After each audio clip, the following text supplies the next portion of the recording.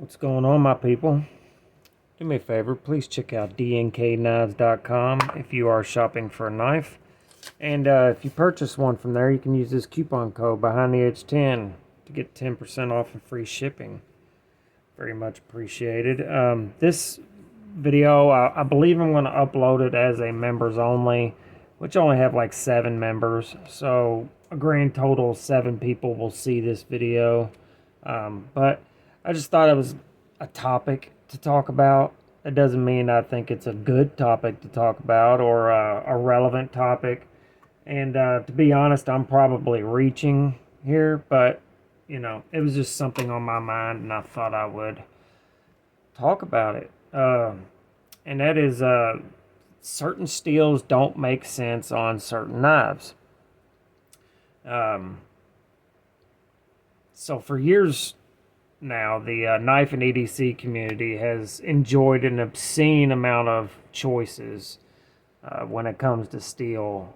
The CPM or powder metallurgy process just basically created an explosion of different steels that are targeted in theory to different knife designs for specific uses and for specific knives.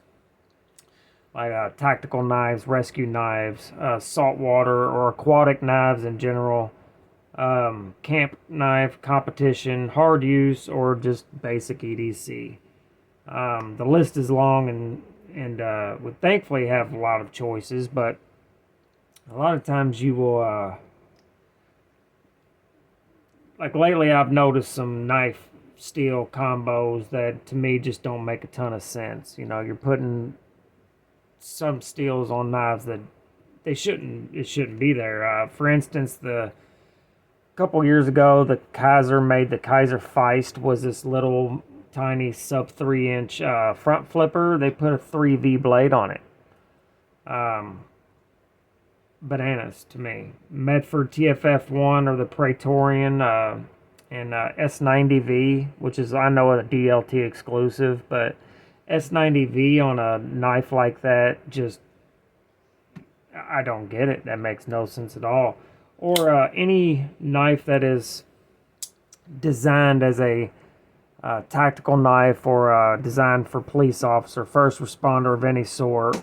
Like this knife has a big glass breaker on it, and it clearly looks like something a first responder, police officer, military would carry. But it's using M398, which again makes absolutely no sense at all. And anything in S35VN, that's a joke. Strider, Direware, using S110V. Now, S110V makes sense on a Spyderco paramilitary 2 or 3, right? Because that knife is a light use EDC knife that is very good at slicing, and that's what that knife is for. But a Direware or a Strider is considered a hard use knuckle dragger knife, which I love, but S110V just doesn't make a lot of sense for that at all, in my opinion. I recently saw a 5-inch camp knife, fixed blade, in CPM 10V. Now, it was a custom and it had a relatively thin stock, but to me that knife doesn't make a ton of sense either, because it's not going to be very tough, especially for 5-inch fixed blade tasks. I wouldn't dare baton with that. I wouldn't do a whole lot of wood carving whatsoever with that knife. It was gorgeous. It was really cool, and it would be great at slicing, but that's not what that knife is for. It's kind of like putting, it's like a V6 Mustang. You don't want to pair a 1,000 horsepower 2JZ to a manual 4-speed transmission, right? I don't know. Maybe I'm crazy, but the Sakasha here, the M398, this is my very first experience with the steel. I love a good high edge retention, high hardness steel. They're awesome. The other day, the very, very first thing, now I live in the middle of nowhere. I'm surrounded by woods, so we have ticks pretty bad. Ticks are everywhere. seen one on my leg. I picked it off. I put it on the deck.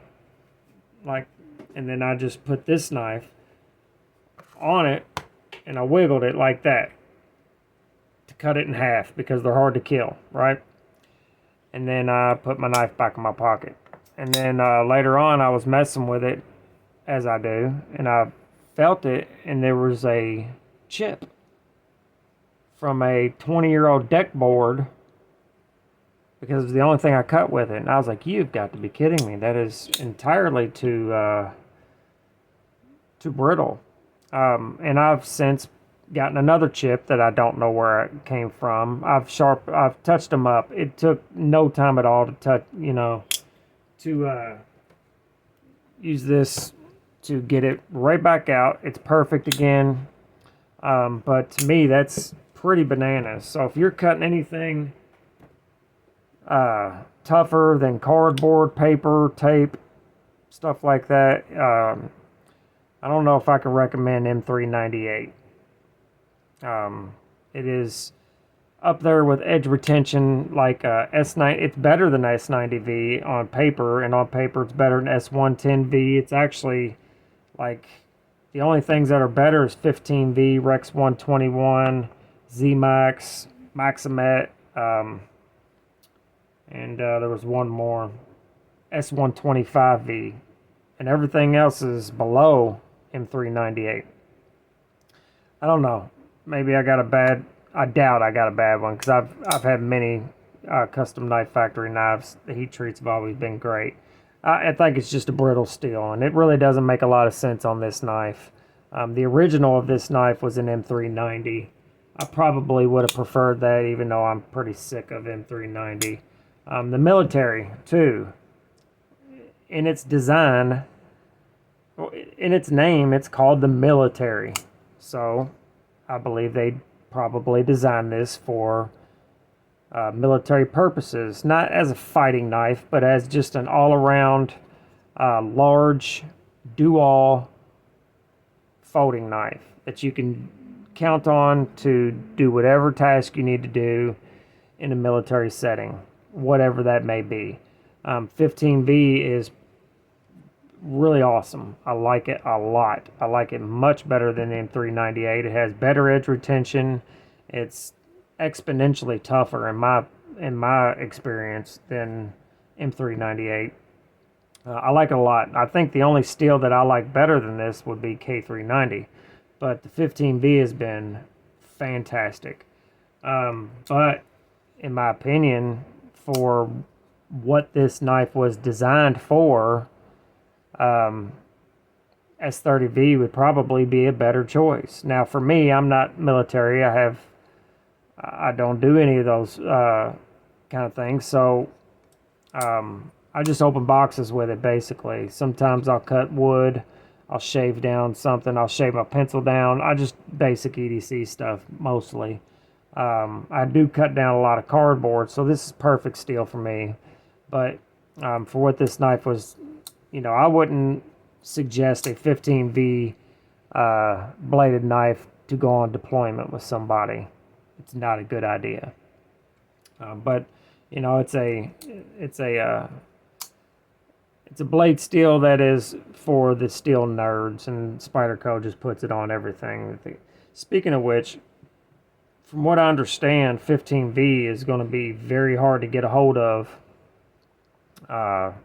starting very soon. So you might want to, if you're interested at all in 15V, you might want to grab a knife and 15V, because I don't think, from what I understand, you're not going to be able to get it for very long. So I would jump on it if you can. And I got that info from Satu Dave. He bought this knife here, which is a good choice for him too. But the 15V is going to be very hard to get. So I would suggest to grab some if I was you. Not that long ago, actually very recently, within the past couple of years, Benchmade made a line of hunting knives, fixed blades, in S90V with 17-degree edge angles, which is a great steel, S90V is, but to me it doesn't do great banging up against bone edge first. So to me, an S90V knife, especially with a 17-degree angle, is not a good idea for a hunting knife. I could be wrong. Now, really, anybody...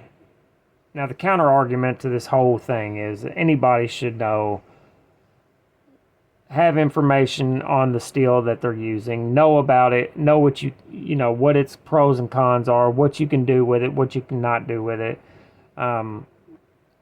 So a lot of us, we don't really pay attention to what the knife was specifically designed for. We just see a cool knife and we like it and we buy it. That's it.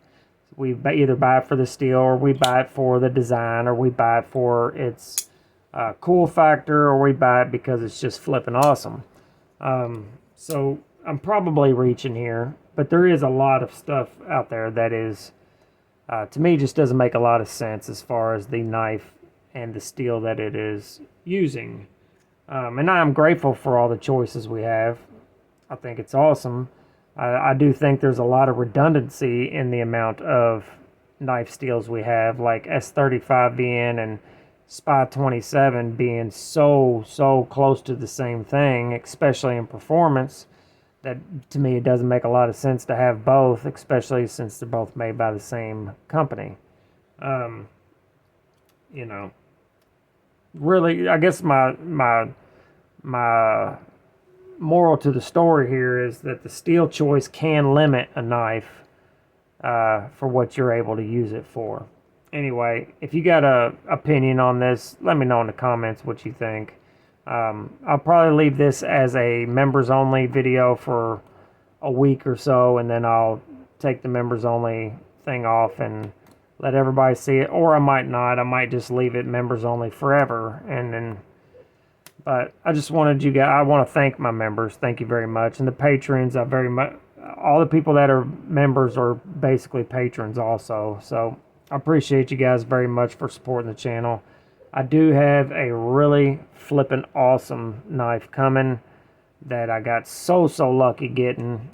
It's pretty rare. The knife itself isn't rare, but the configuration it's in is extremely rare and hard to get. And I'm super pumped about that. Make sure you go to each other, love each other, and, well, you know. Later.